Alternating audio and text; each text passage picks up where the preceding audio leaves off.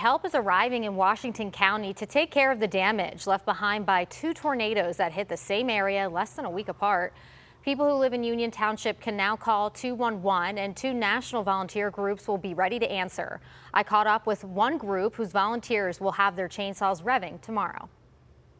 On May 11th, an EF2 tornado turned lives upside down in Union Township. I've been kind of numb over the whole situation. Homes were heavily damaged and countless trees were toppled. It's as bad as I've ever seen here. I mean, you know, a tree down once in a while, but not this many. Many residents can't clean up the destruction on their own, but they can now call 211 and Team Rubicon or Southern Baptist Disaster Relief will lend a hand. We're here to help lift people up and get them back on their feet. Team Rubicon is a veteran-led humanitarian group. I caught up with their logistics section chief, Peter Lindner.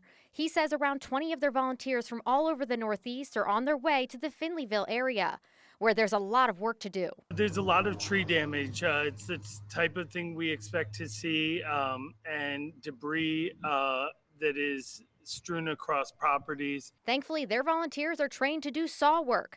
Lindner spent the day setting up where they'll stay all week. Tuesday, they hope to have site survey teams out looking for damage and networking with the community. And they'll get their chainsaws ready to remove trees and brush from properties and along banks of streams. We're bringing in sawyers that are trained through our multi-level program to come in and help take care of trees that are in precarious situations or down in people's yards, and also help clear access to homes. While it's been heartbreaking for the community, his group's already been welcomed with open arms. The amount of food that's been dropped off and stuff is overwhelming, and so it feels good to come in and really be not just here as a guest, but be part of this community for a little while. The need there only grew Friday night when another tornado struck El Reyma in the eastern part of the township. That's two tornadoes in a week.